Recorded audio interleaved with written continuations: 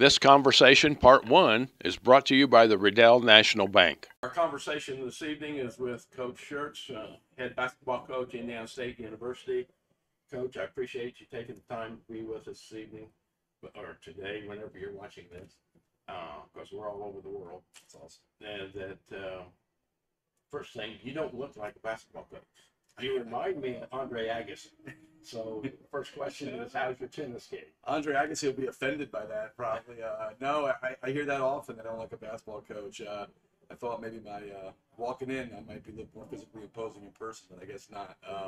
No, I've heard that throughout my career. It's that's a real thing. And my tennis game is probably pretty bad. My last time playing, really getting out and playing, I was playing in a league in Knoxville.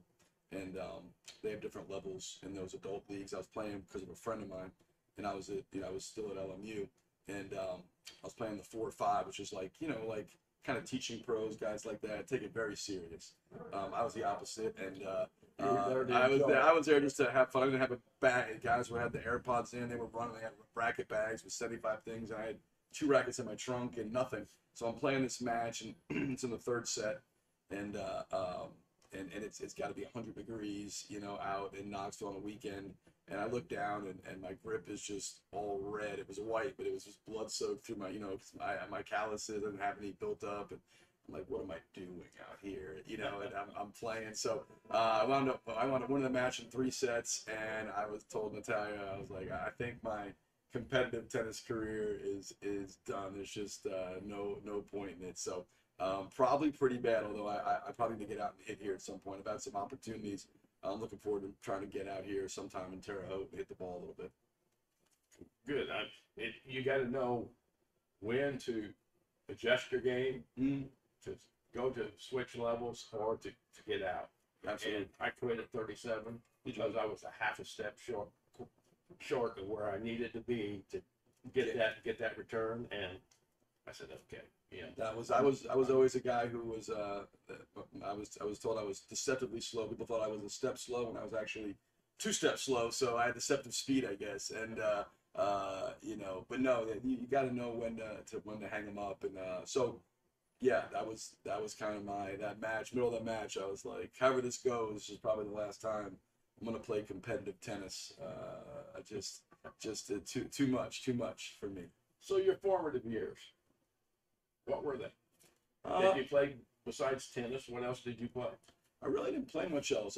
I was so locked into tennis. My dad, when I was young, brought me up playing tennis. He had kind of tried to play some college tennis, and that was a lot of my younger life. I grew up as a kid. I would come home from school.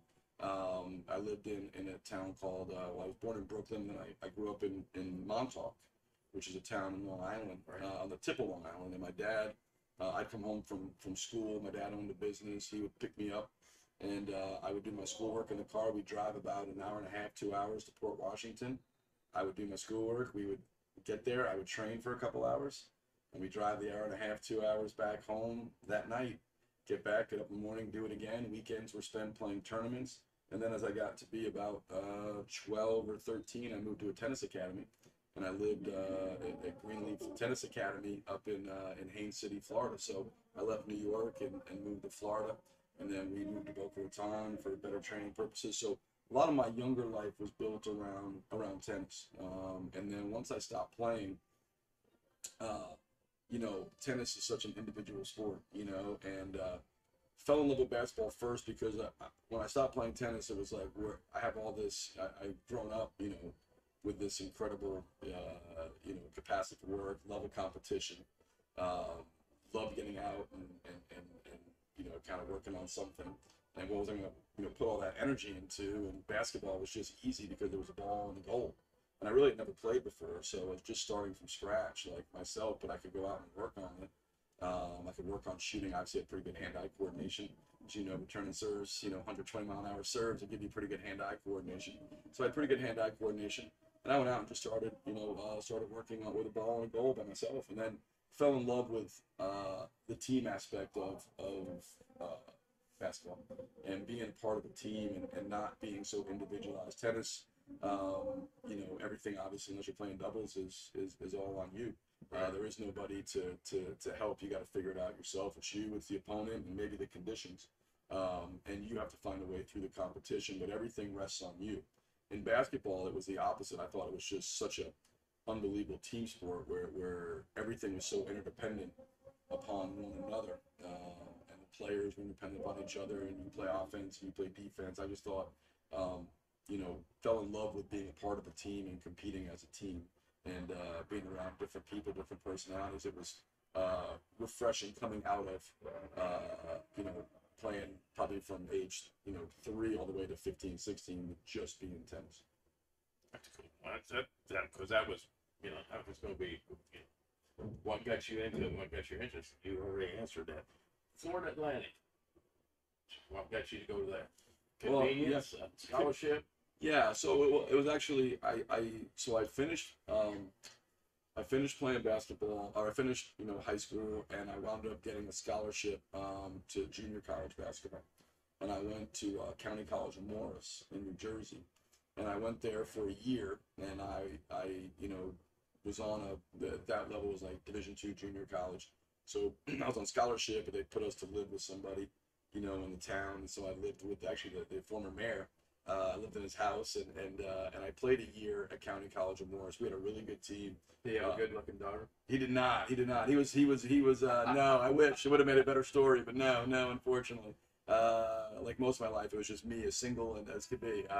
But so I was there for a year. We had a really good team. Went to the Elite Eight. You know, the national tournament. I think we finished 5th or 6th in the country that year. And then I got a scholarship. I went NAIA on a partial scholarship to Weber, which is a school in Florida.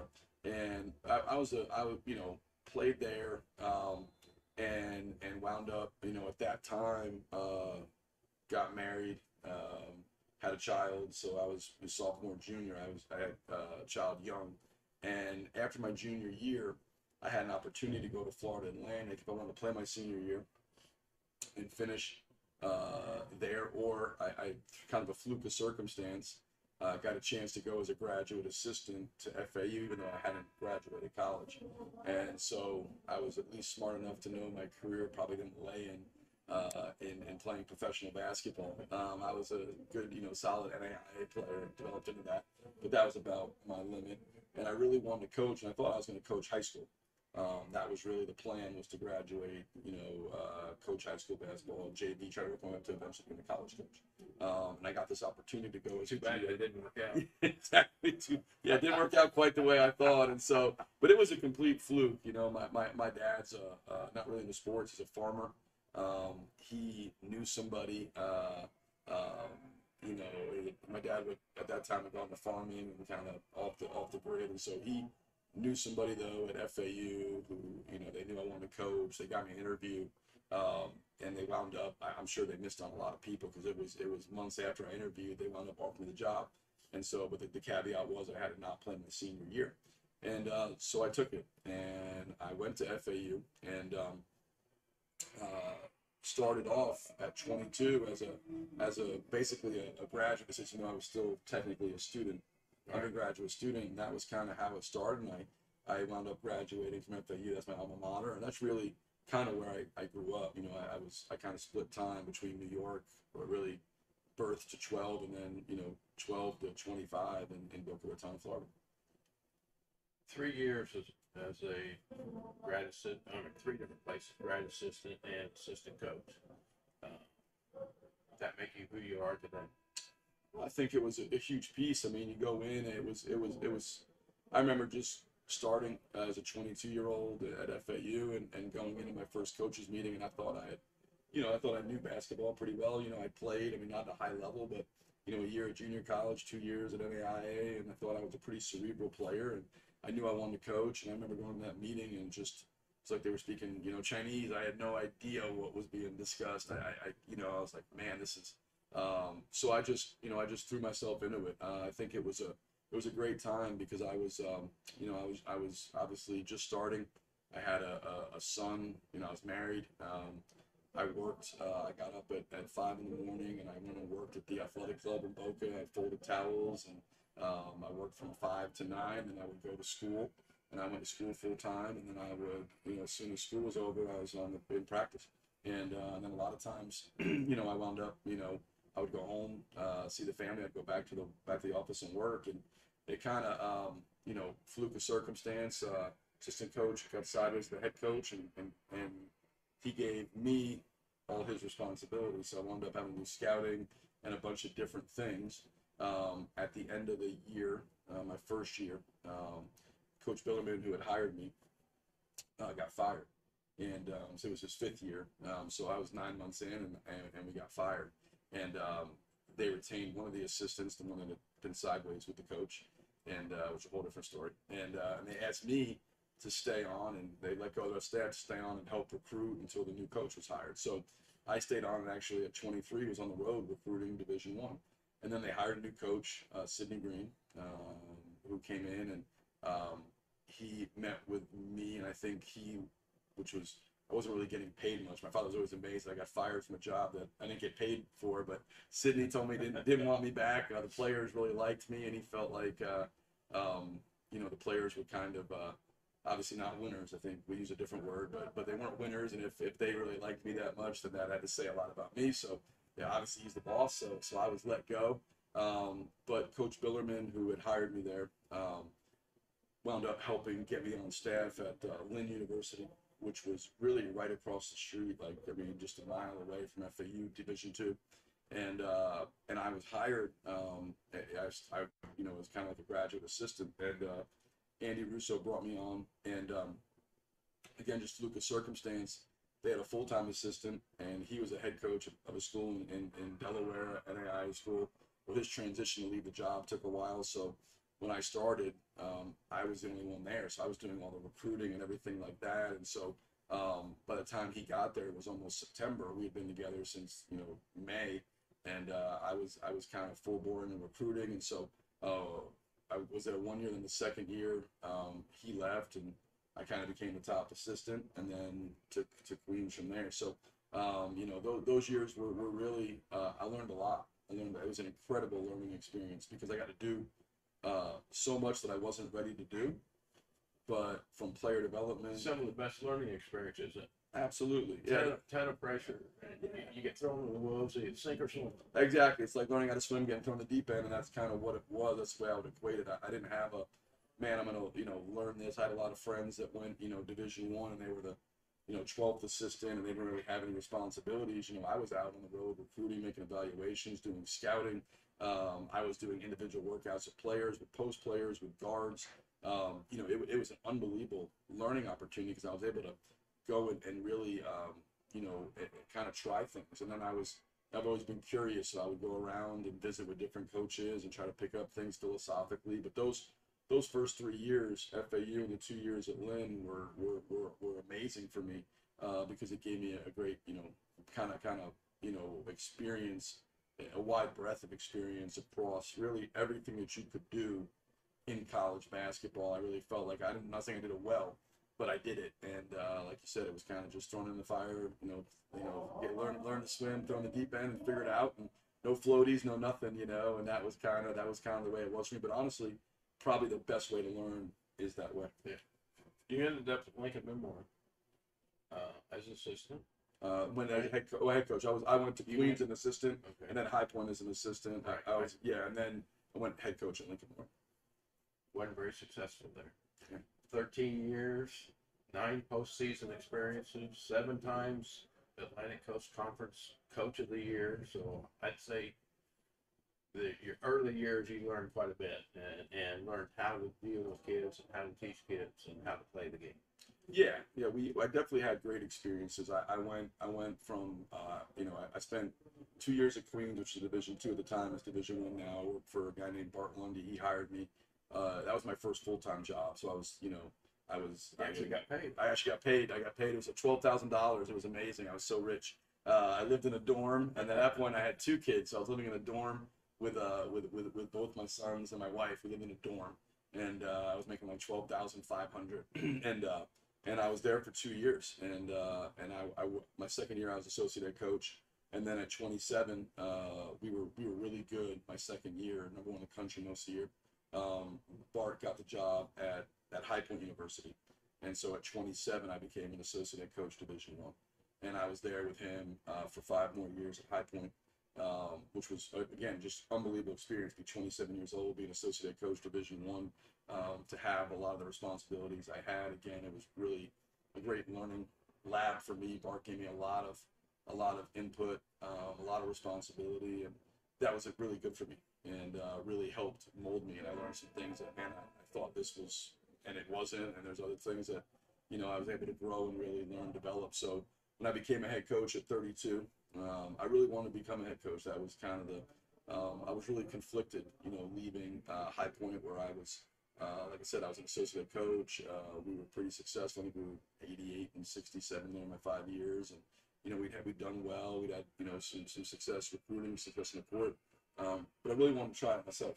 And I would interview for a few jobs. I didn't get anything, and so Lincoln Memorial was the only job I could get, and I went to a place that at the time was coming off a 1-win season. Had 7 straight 20-loss seasons. Had never been in the NCAA tournament. Never won 20 games in a season. You talk about starting from scratch, but it was the perfect place for me. There was really no pressure. There was no expectations. My first year we went 14-14, and they thought I was John Wooden, so that was great. And now you're at his school. Yeah, exactly. Now I'm in the chair he was in, and but they couldn't have been happier at 14-14, and they just thought that was amazing. We could possibly do that, and like anywhere, when you have success, I think that there's times where people can assign themselves too much credit, and when things don't go well, people can assign themselves too much blame. I think for me, when I look at that experience, obviously I had my part of it, but man, there was a confluence of circumstance, and I caught lightning in the bottle. The school was expanding. Our chairman of the board, who's still the chairman of the board, Dr. Pete DeBusk, was, he just built a medical school, and the place was just on. It went from almost doors closing, and we just started this incredible trajectory, and it kind of mirrored each other. And I was really lucky. The board there, Pete, Jerry Burnett, Roger Ball, we had someone on that board that loved Lincoln women basketball, cared about it. Dr. Gary Burchett, and so that that place became from probably in a small town of 4,000 people, probably one of the hardest jobs in America to by far the best job in Division II basketball. So at that point, my only job was not to screw it up, because they invested so much into the program that the expectation was to compete for a national championship every year. And honestly, that was a reasonable, based on what they were putting into the program and the money and the care that they had for basketball. That's a reasonable expectation. And so we had a great run. We had some unbelievable players, some great teams. Like you said, I think, with 10 NCAA tournament appearances, we had 3 Final Fours, and our best team had won 32 games in a row when COVID hit. We were number in the country when the NCAA tournament in 2020. And some players that, the Indiana State fans know well, Kavasi McCauley, Cam Henry, those guys were on that team. Devin Whitfield is a pro now, Rodney Hackett is a pro now. So we had a really good team and won 32 straight when COVID hit and our season was shut down. So that what if will probably hang over forever. But that was an amazing and magical time. It'd be impossible to recreate those 13 years. There you go. That'd be great. It was unbelievable. It's been done before. Yeah, absolutely. Lightning in a bottle. It was perfect timing of everything, extraneous happening at once. But it gave me a chance to really, I had a blueprint of how I wanted to run things. It was probably contrary to the way a lot of people coach or operate their programs. But I wanted to have my own, program, put my own stamp on something. And so, Lincoln Memorial it was, and turned out to be, an unbelievable decision for me and my family. Well, you were successful. I mean, 83% winning record where you were there. I think you still have the record for at any level, D1, D2, D3, whatever, is highest winning percentage in NCAA. 13 years, and then boom, you're here at Indiana State. Why? I think kind of I like we mean, say, that's yeah, cool, really, yeah. but No, I mean- that's a good question. You know, that was an extremely difficult decision, and probably, you know, just like at LMU, you know, was very, very conflicted and a confluent circumstances. We had a president change, so the president I was really close to there. They had a different president in who I wasn't as close with. And maybe didn't have polite. yeah. So it didn't have the same. Again, the board obviously, you know, runs the school, but the president didn't have the same passion for athletics. Didn't view athletics through the same prism as the previous president, Dr. Dawson, who I'd been really close with. So that happened. I'd had some chances to go to Division I. Prior to Indiana State, and I'd always turn them down. And I was, you know, financially, this job and that job paid basically the same, so it wasn't a financial thing. At the end of the day, why I eventually made the move was talking to Schertz. I told him, I said, it would have to be a work environment that is exactly the same as the one I'm in. That means I'm empowered and supported to run the program the way I see fit. I don't want to be, you know, micromanaged. Now, if I screw it up and you guys fire me, that's fine. Like, I can absolutely live with that. But I want to be empowered and supported. I don't want anybody looking at my shoulder decisions on how the program runs or mine. And he was in agreement with that. And then the second piece was I wanted to go somewhere. If I was going to leave, I had to go somewhere that was really going to stretch me as a coach. That was really going to take me and force me to grow and get outside of my coverage, almost get like my PhD in coaching, right?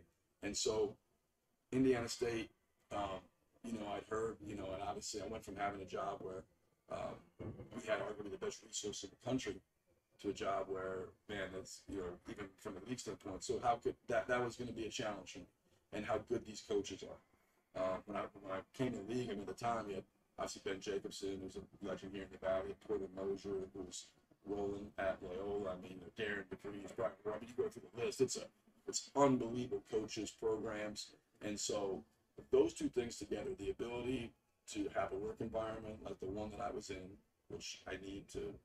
I don't think I function well in a different one, and then to go somewhere where, man, like, am I going to be challenged as a basketball coach? Am I going to be stretched to figure things out? Can we have this culture? Can we go somewhere and replicate that culture? Can we go do it somewhere else? Because culture is, you know, not transposable. You know, I mean, it's you have to build it, right? And so that was why.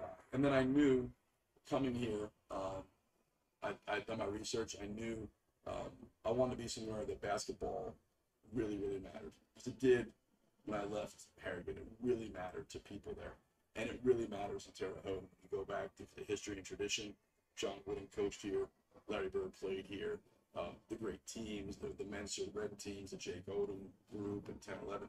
There was success. There was pockets of success. The one thing that hadn't been done was consistent, sustained success, right? Like that was it was a 2-year, 3-year window, and then a drop, and a while, and then a 2 or 3 year window, and a drop. And so the one thing that hadn't been done was that, and that's what we came here to do, was to, you know, I said it in my initial press conference, was coming here to not build a team but build a program, and that takes time. That takes it takes a lot in terms of, you know, investment, because it doesn't, again, you have to go through things to build that, but you know, we're kind of trending where we're getting to what, you know, similar in terms of culturally, at least, what we had, the blueprint we had at LMU is exactly the same blueprint we're going to use here at Indiana State.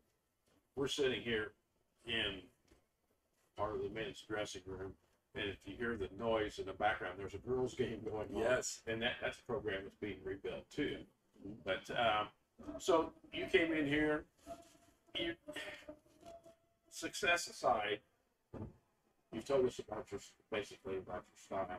Some people, when they hired you, his way he's used to playing and the style of play and he has won't work in the Missouri Valley because we're guard oriented, we're this, that, and the other thing. he's going to have to learn to play in the Missouri Valley. And you came in and said, heck with you, this is the way I play. You guys are going to adjust to me. And your first year was a little rough. You were hard late, in all honesty. You had to take what talent you could get at that late point.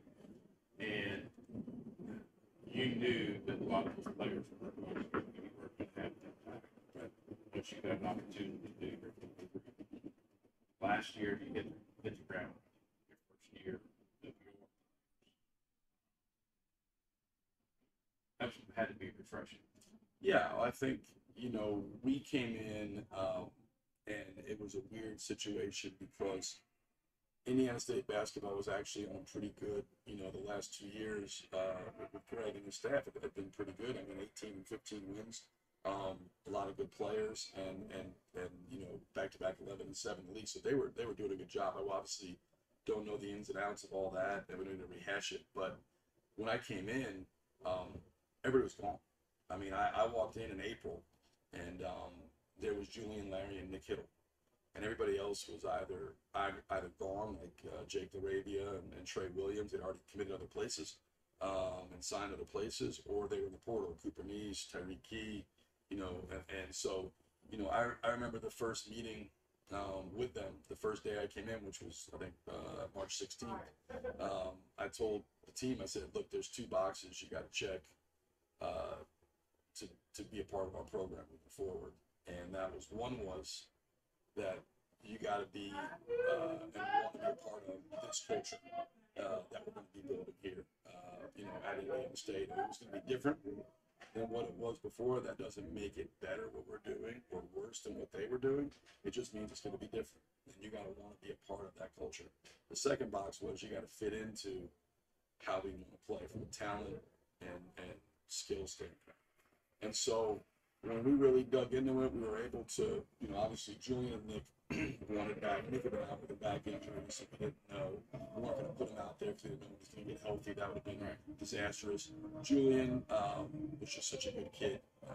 I didn't know how he was going to be as a player, but I was just such a charming, good guy. Met with everybody else, and a lot of guys were already committed to stay in the portal. Some guys were going to fit anyway. We wound up with Calix coming back, Stevens, Tyreek Key, Cooper Neese. And then we went out and like you said, it was COVID still. So everything in recruiting was virtual. Our visits were Zach Bobear and I pretty much taking our FaceTiming people walking through facilities. All of our recruiting pitches were on Zoom, but nobody could come to campus, nor could we go see anybody.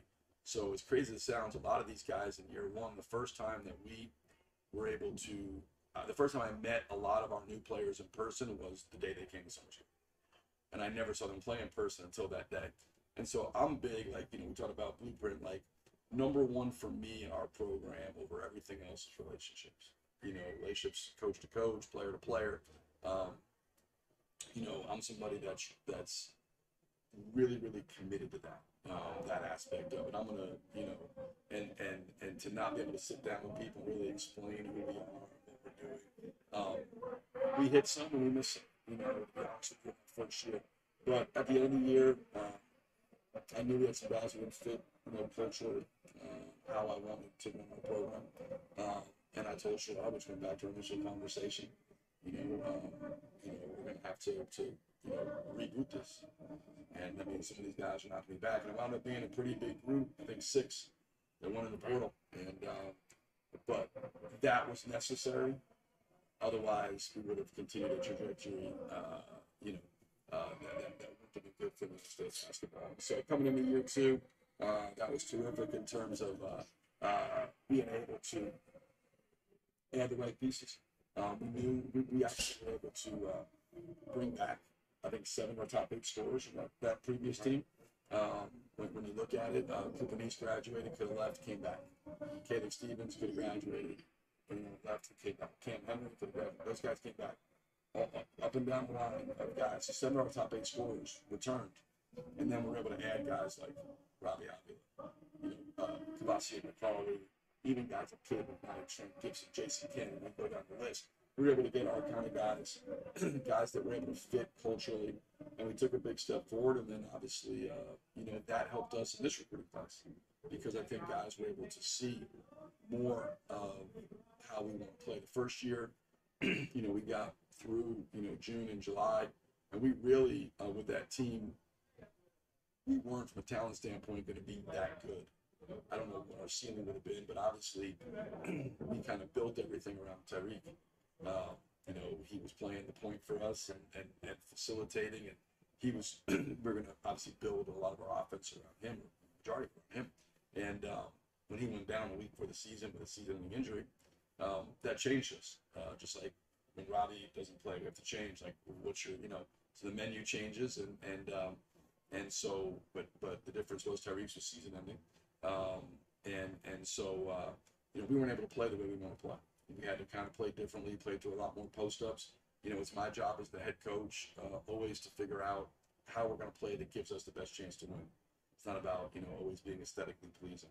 But we have a style of play we prefer, that we like in terms of pace and spacing and triggers and free-flowing and all that stuff. And I heard the same things when I got here. That'll never work with Valley. Won't work in Division I.